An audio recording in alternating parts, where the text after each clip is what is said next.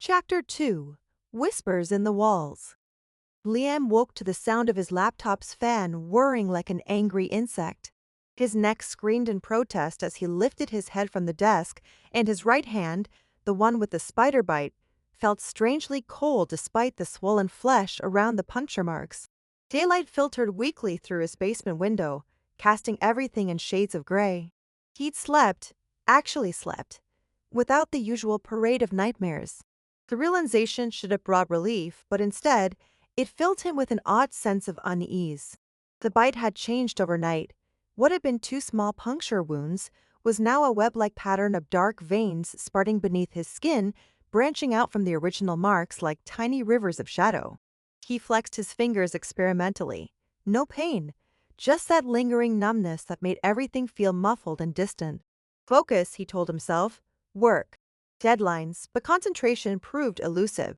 Every few minutes, his gaze would drift to the corner where he'd killed the spider, expecting to see its crushed remains. Instead, there was nothing, not even a stain on the wall. He must have imagined how hard he'd thrown it. Or maybe he'd cleaned it up in his sleep-deprived haze. The technical manual about network security sat half-finished on his screen, cursor blinking expectantly. Liam forced himself to type, his fingers moving sluggishly across the keys. The words came slowly, each sentence feeling like it was being pulled from somewhere deep and reluctant. Scratch, scratch, scratch. His hands stilled on the keyboard. There it was again, that rhythmic sound from within the walls. But now it seemed closer, more insistent. Almost like something was trying to communicate. Liam pressed his ear to the wall beside his desk. The scratching stopped immediately, as if whatever was making the sound knew it was being listened to. He waited, barely breathing, until the silence became unbearable. "Hello?" he whispered, feeling foolish the moment the word left his lips. Nothing. He returned to his work, but the words on the screen blurred together. The numbness from the bite was spreading, creeping up his arm in slow waves. It should have terrified him. This wasn't normal, wasn't natural, but each pulse brought such blessed relief from the constant ache in his chest that he found himself welcoming it. "You slept," whispered that voice in his mind again. "When was the last time you truly rested? 3 years. 3 years of insomnia, of waking in cold sweats with the taste of blood and twisted metal in his mouth. 3 years of Sarah's unfinished laugh echoing in his ears, of his father's disappointed eyes haunting his dreams. But last night had been different.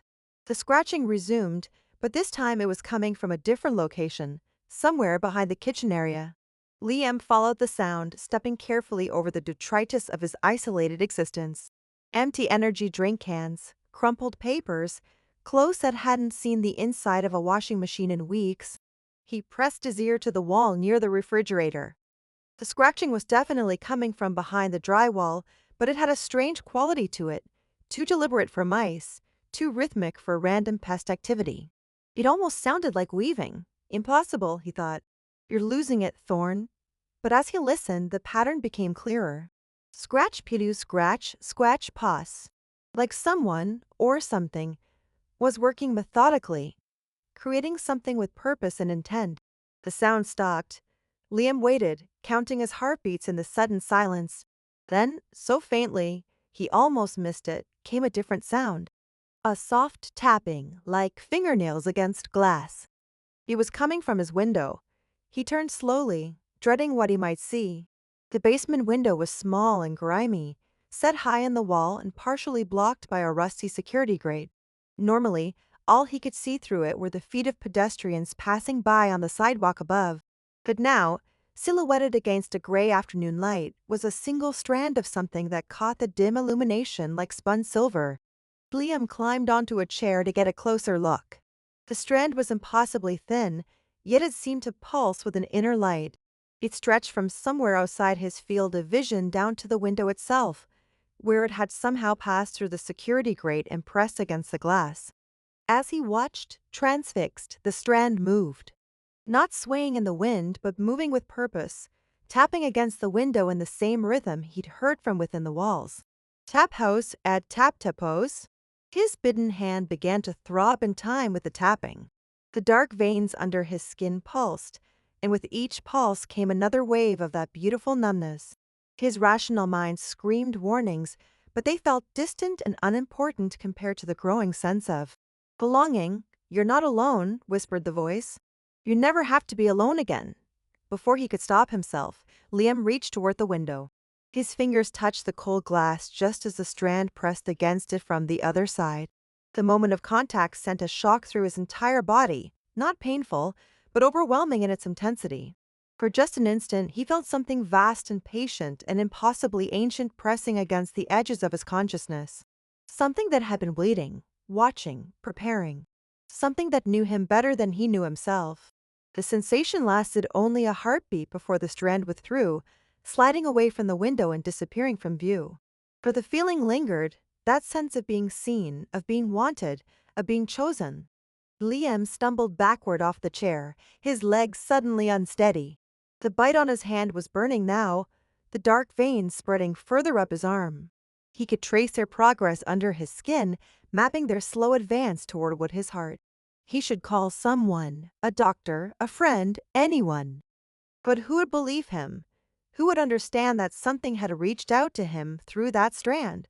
Something that promised an end to the crushing loneliness that had consumed him since the accident. They wouldn't understand, the voice agreed. They try to take this away from you. They try to make you hurt again. The thought of returning to the endless cycle of guilt and grief, of facing another sleepless night haunted by the sound of screaming brakes, was unbearable. Whatever was happening to him, whatever that thing outside his window wanted, it had given him something precious. Silence. Peace. The first real rest he'd known in 3 years. Liam returned to his desk, but the technical manual held no interest now. Instead, he found himself staring at the corner where it killed the spider, remembering how it had seemed to dance on its thread before landing on his palm. How willingly he'd extended his hand as if he'd been chosen, as if he'd been called. The scratching resumed, but now it seemed to be coming from multiple locations: the walls, the ceiling, even the floor. Not frantic or random, but purposeful, methodical, like something was preparing, building, creating a space designed specifically for him. The numbness spread further up his arm, past his elbow now, creeping toward his shoulder. With it came a drowsiness that felt different from exhaustion, deeper, more peaceful. Like sinking into warm water after a lifetime of cold. "Soon," whispered the voice as his eyelids grew heavy. "Very soon, you'll understand. You'll see how beautiful it can be when the pain finally stops." Outside his window, barely visible in the fading afternoon light, more strands began to appear. Thin silver threads that caught the last rays of sun and held them like captured starlight. They stretched across his small window in an intricate pattern, beautiful and purposeful and definitely not natural. Liam watched them weave their delicate web, and for the first time in 3 years, he smiled. Not the hollow, automatic expression he wore for the rare occasions when he had to interact with the outside world, but a real smile, full of anticipation. Something wonderful was coming, something that had been calling to him through the walls, through silver threads, through the gentle voice that promised an end to suffering. As consciousness slipped away once more, Gleam's last thought was how much he was looking forward to meeting whatever was building its home around him. The web outside his window pulsed once, like a heartbeat, before settling into perfect, patient stillness.